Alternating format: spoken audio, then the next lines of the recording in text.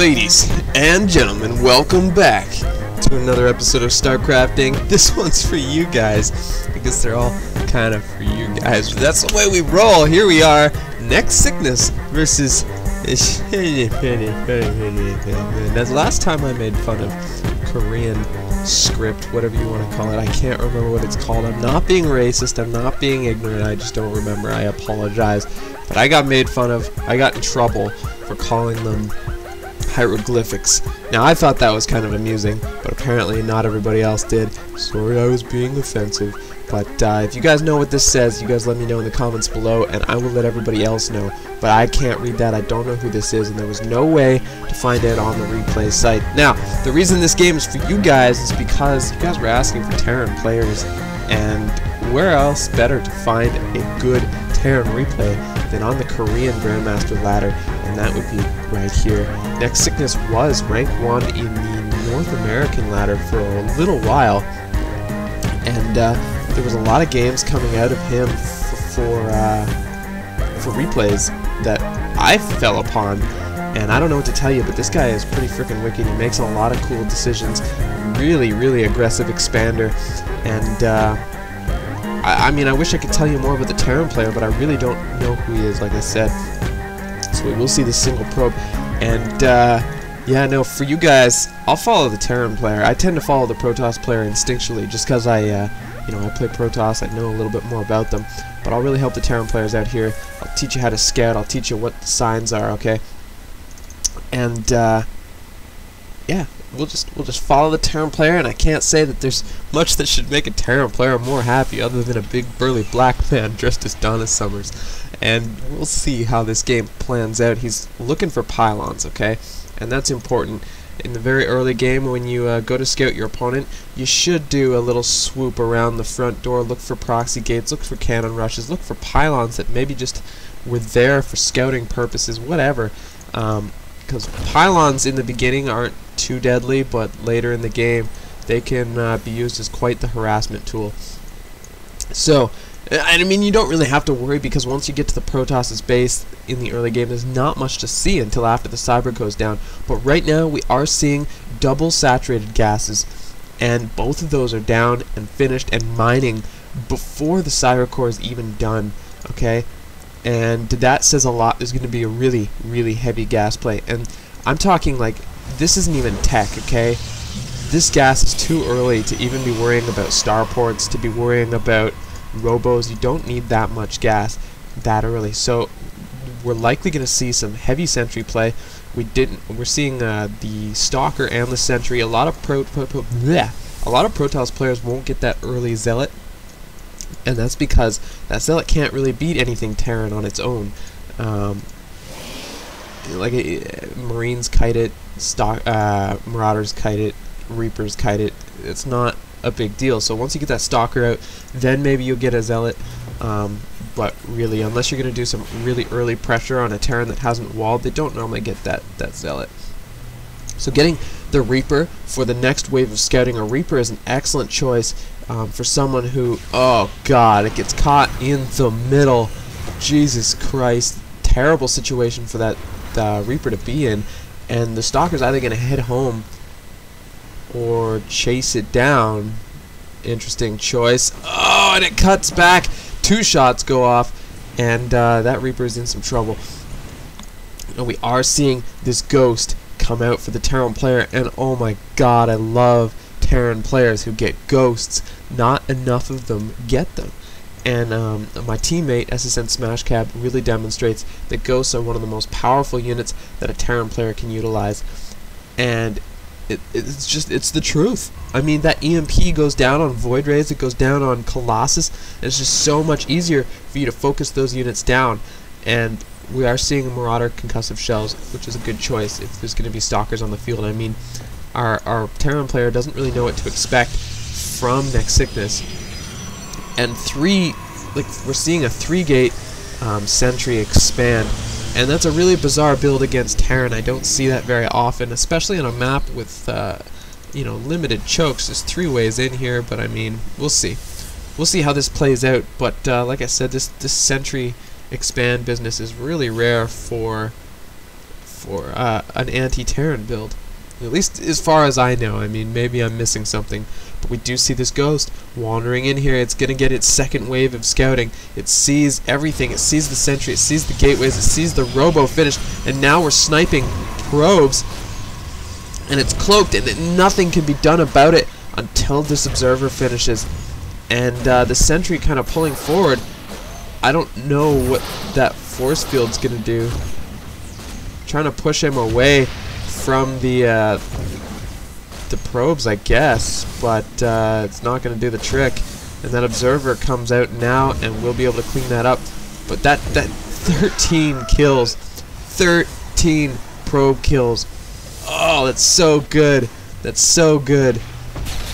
If you guys want, I'll go back and I'll figure out the build order for that Ghost, if you guys want, at the end of this match. So stay tuned for the end of the match, and we'll figure out how he got that Ghost out at that timing and what he did. All that baloney.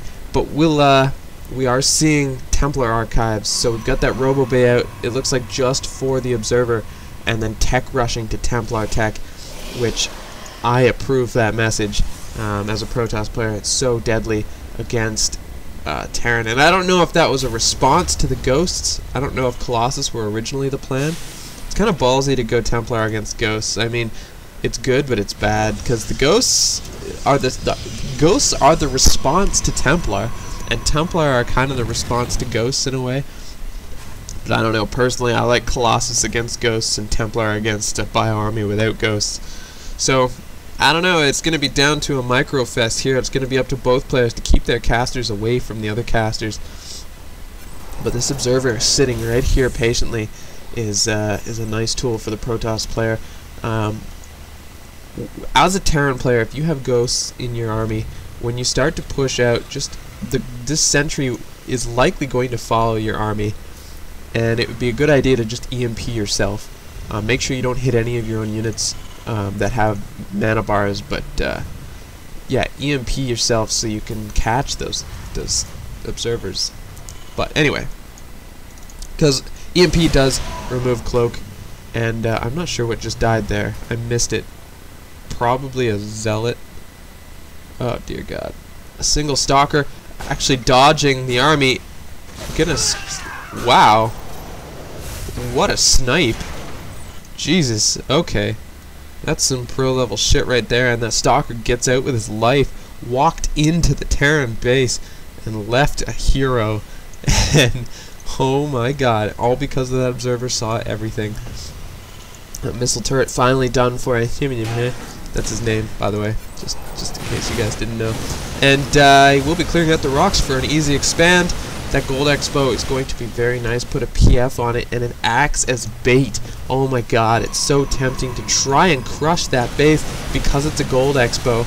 But the PF is so dangerous to fight against. If you step up against a PF, it gives the army, your opponent's army, so much capability to flank you, to trap you, to pin you against that PF. And that's not where you want to be. Next, Sickness thinking along the same lines, killing the unit on the tower, putting a pylon here. It looks like he will be breaking down these rocks eventually to take his expansion. That or it's just a forward pylon. A scan goes down to see if the units are attacking, and this is not a good engagement for the Protoss player. He needs to back off. There's not enough there. Templar here, they do have Storm. This is looking more favorable for the Protoss. He needs to move his observer forward, sniping that pylon. And here goes the engagement. The High Templar in front, and Storm goes down in a pocket. A unit stuck in a donut. Beautiful force fields from the sentry, and the rest back off. This is how you need to do it. That's another Storm going down, softening up more of the units. The Zealots stepping forward to delay so the casters can get away, and then you warp in more Zealots for tanking capabilities. That is how you fight a Terran Bio Ball. Now, for the Terran perspective, he needed to cloak his ghosts and step forward with his ghosts to prevent the High Templar from being able to do that.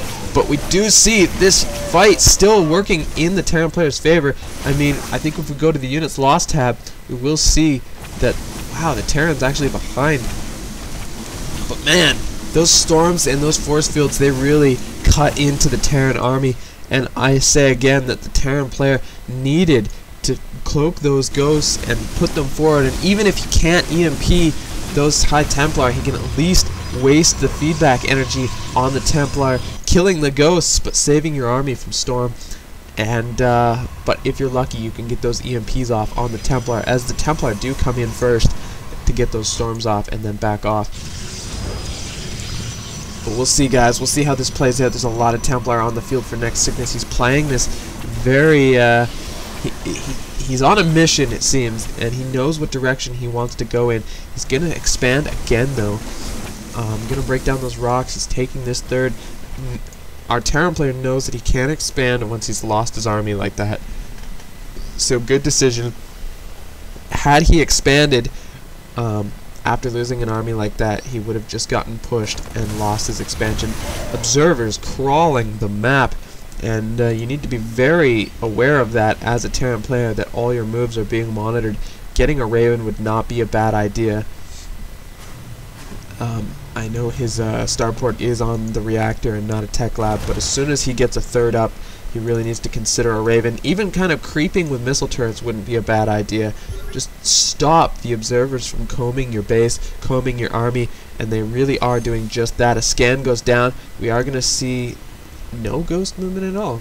So the Templar slowly edging forward, trying to get anything off that they can. Observer going forward. We do see feedbacks on the medevac Storm on the army, and those observers are really paying for themselves. Storm going down so hard. Another Storm going down. His High Templar are backed up in little ranks. Observers seeing everything. The entire army being healed up by those medevacs. There are so many medevacs. Force fields going down, cutting the army off from itself, and not enough zealots in front to really do the damage that he needs. And this huge bio army hunting down the remains of the Protoss army. It looks like there is more Storm over here. Storm going down. The Zealots running through the Storm. Not good for the Zealots. Feedback going down on those medevacs. Storm going down. He might lose this entire bio army. More Storm going down, killing several medevacs. But these Archons are not going to morph in time, and this bio army very well might cut the rest of this army up. Next Sickness may be being too aggressive with this expansion. More Zealots coming in, but Ghost Snipe really executing those, killing these Templar that were warped in the wrong place, if you ask me. More Zealots being warped in to try and defend those Templar. These Templar really want to get their Storms off, and the Zealots really are buying them time to do that. Storm goes down on the Ghosts, but doesn't finish them off. A Stalker picks off one, a few Zealots do as well. And this is just intense, ladies and gentlemen. The Nexus at the gold goes down for Next Sickness, and our Terran hero is pulled himself back into this match. It is now 2 bases versus 2 bases, and here is the Terran player's opportunity to expand. He needs to expand, and he is in fact taking this command center here. He's now kind of combing the area, scanning for observers, and he gets something there. Maybe a probe. Really well played by the Terran player, keeping on that pressure, and just great macro, really. It's just the Terran player's macro that kept him in that, really. There's no huge mistake that the Protoss made, other than warping in that one wave of Zealots right on top of the Ghosts. They just got sniped to death before they even warped in. Warping him back here would have been a better decision. And scans going down, checking for both High Templar and observers. This little army here for the Protoss player is not, I don't think, sufficient for fighting this Terran army, and the Concave is already built up. EMPs going down randomly, looking for observers, and I think Next Sickness feels that his army is ready to defeat this Terran army, chasing it down on its heels. Observer following the army. I don't know how the Terran player doesn't see that army, or that observer. Couple High Templar coming in, ready for the Storm. A Storm goes down, but it's kind of on the tail end, almost killing his own observer with the Storm. And here come the Terran army, trying to pick off those Templar, and they bait him into a Storm, killing a huge number of bio army. And really, the medevacs are keeping this army in this. They're so valuable to this bio army. And look at this army go right back up to full health, and the energy on all the medevacs still pretty high, keeping that medevac count in good condition as he expands, just kind of wasting the energy on this Templar, keeping it low, and then the medevacs can heal you on up. And here's a huge, oh my god, this is going to be quite the clash, ladies and gentlemen. The observers, though, are on low numbers. I don't see any anymore. and that's really been giving him his positional advantages. One EMP going down on all the Archons and lots of the Zealots, making this army significantly weaker. These Templar don't have the storm that they need, and a big storm going down on the opposite side of the force fields, and no more energy for storm left on those Templar. The Medivacs will heal up this bio army, although they're not sitting around long enough to get healed up. A wasted stim just to go to the tower. I don't really like that. And Observer finally coming back in to assist this army in its positional advantage. No Ravens yet, and I don't think we're going to see any for the next little while. We do have 146 to 143 supply of missile turret going up, which will be a good thing for him. A PF at the gold, which is huge as well. It will be really hard for the Protoss to push a gold with an army like this. Melee units are not the way to do it, as the PF just obliterates Zealots.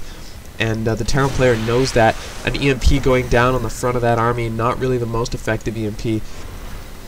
But we will see the rest of this game from the Terran's point of view as he holds this gold and really pushes his advantage on the Protoss player. We will see him skyrocket past Next Sickness's supply, and doing a little bit of a Marauder run by. Interested to see where this goes. Getting caught by, oh Jesus, a storm has to be forced on, oh my god, forcing 2 storms and morphing Archons as a result. Really good pressure from the Terran. That was very cost effective. Forcing the storms, killing a High Templar, and forcing an Archon. Just excellent use of those Marauders. And I think he actually killed the oh no, he didn't. Okay. And here we go. Here's the engagement. Those Terran units are clumped up more than they should be. Force fields really hurting the bio in front. Will we see storms? I don't see storms. And the Zealots pouring through as the force fields cut down. Those Zealots are really working down on the Terran units. The Medivacs can't keep up, even though they were standing still. Pulling back to the PF, and that's where he will hold. The Protoss player cannot push that advantage, and we do see ghosts sitting in the back, cloaked, and that's why there were no storms, ladies and gentlemen. Those cloaked ghosts, oh my god, so good, so good. If you guys didn't see that, you need to watch this replay again and really observe how he did that. Leaving a trail of cloaked ghosts is such a powerful decision. It forces the Protoss player to leave his High Templar behind, and otherwise they die. It's like free High Templar kills. It's unbelievable. This army still trying to push forward on this Protoss gold. The Protoss does have this base down here, protected by cannons from detection, from undetectable units. There you go. And starting to build his production here, which is really good. It acts as a grid, stopping the Protoss player from really getting good surrounds. The Terran units can sit in these wedges and, you know, make use of their range. A cannon goes down and sees the ghost. What timing on that cannon! No nuke will land for the Terran player. We do have one Marine over here spotting for that expansion, and more Medivacs joining the army. And this Medivac Marauder Ball is just being such a nuisance for the Protoss player, and it's amazing how far Bio can take you, even against Bio's counter. The DPS is just so high, and with good decision making, man, ghosts are incredible. Trying to cut down this Terran army, but he needs to back up after he commits a force field like this. He can't sit and smash up against it. He's using his own force fields against himself. And the Terran player knows this, pushing up against the bio. Well, it's alone. Well, it's not with its reinforcements. Storm goes down. There's a beautiful storm killing tons of Medivacs. And more storms will go down, although an EMP goes down, forcing an Archon. Archons taking shots at the Medivacs, actually. Killing Medivacs. Zealots getting on top of that bio army. And the EMPs go down on the sentries and the Archons, softening up the Archons' health. Units getting too close to the PF. This PF with 3 kills. And more EMPs going down on the Archons, trying to finish them off. And this army will back up, allowing its shields to regenerate. More Zealots being warped in. This 4th base is really kicking in. However, Next Sickness does need more production. He has not had time to really drop as many gateways as he'd like. He's on a few. He needs to switch into Colossus tech. I feel like that would help him out a lot. Colossus with the Archon, with the Storm. He does have the resources for it. He's not spending all his money. He is taking this expansion over here on the left, and the Terran player really needs to start scouting for that stuff. He could be utilizing his medevac count for drops. He is taking this expansion for himself, which is not necessarily a safe thing to do, as he is short on army. He's like double expanding. He's got this command center here. Maybe even turning this into a positional PF could pay for him. And kind of sitting here on nothing, really. An EMP going down on all the Templar. Oh my god, what a great EMP. Just harassing with your ghosts like that can keep you in this game, even when your army is low. The Protoss will be afraid to push without good storm count, without a high count of Templar energy. He will be afraid to really push. He does have a few High Templar in the back here. He will push without them and then have them join the army in a moment. More medevacs joining this army. This army sitting close to the PF. No need to push away from that PF. And a feedback going down on a ghost that attempted to harass, and it's the observer that spotted it. Great positioning from both players. This forward production is really helping the Terran, and keep that in mind. These chokes created just by the forward positioning of the production is so key. And oh my god, that Marine was not meant to survive this game. We're going to see quite the clash here. It could go in any direction, however. I feel like the Protoss is letting his advantage slip. The advantage in this game has drifted back and forth so much. A feedback going down on the medevac, and that High Templar will just die. Oh, baiting forward the army! Feedback going down on all the medevacs except for one. And that, oh my god, such a key pickup for the Protoss player. And we will see more High Templar warped in, but there really aren't any Templar in this army with energy. Two of them have almost have Storm. There we go. Now they have Storm. And will they push into this army?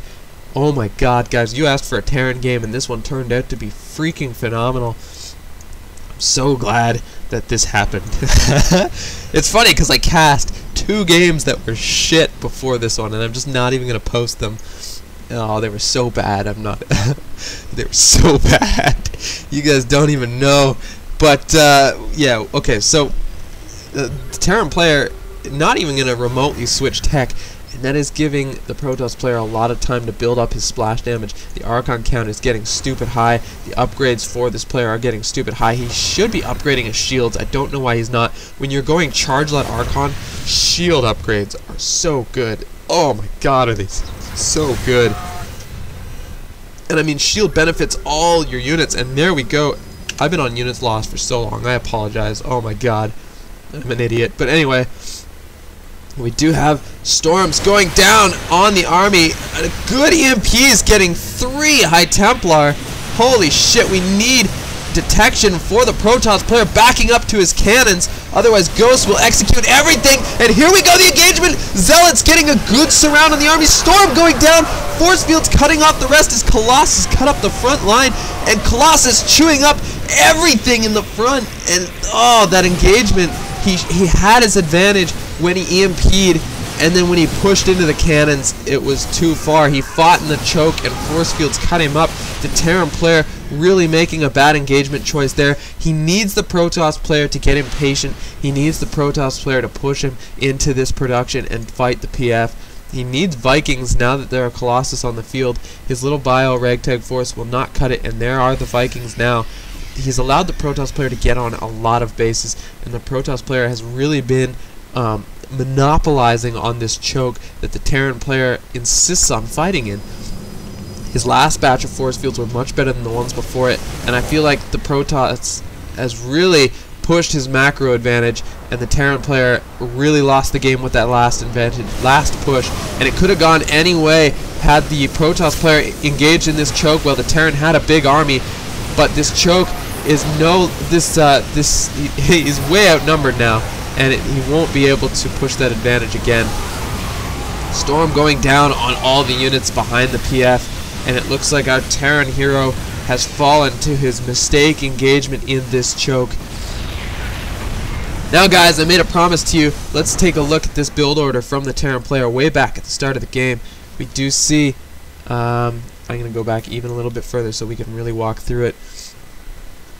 We're gonna go at ×2 speed, okay? And you guys can watch this as many times as you need to really learn it if you want to learn it. This is an option. This is just a bonus at the end of the video. So we're gonna see him just SCV up, of course, and then get his first supply depot at 10. Okay, so that's pretty standard. Supply depot on 10. Whew. And on ×2, we're gonna zip along. We're gonna pay attention to really when he gets his gas for that that nice progressive harass. I liked it. It was Reaper into Ghost, and that was nice. I really liked that a lot. So we're gonna see the gas go down on 13, and I actually missed when the racks went down, but I imagine it was as soon as the supply depot finished. But gas on 13, you guys can put down your barracks whenever you're comfortable, and he harvests it from that gas right away, okay? And we'll see when the Ghost Academy goes down.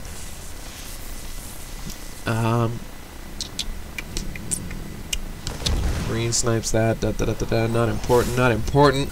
We're looking for the second supply depot on 17, Tech Lab on 17, second gas on 17. So he got a lot on 17. So depot, Tech Lab, and gas on 17, and that Ghost Academy went down on 18 or 19.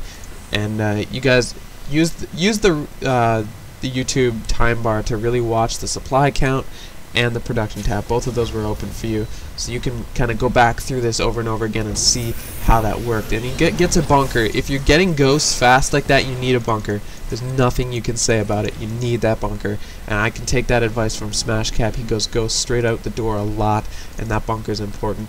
So there's that build order. Watch that over and over again, guys. I'm SSN Incarnum. You're watching StarCrafting. I hope you enjoyed this match. The Ghost comes out at around 30. It started at 28 supply, I think. Comes out around 30 supply, and there we go.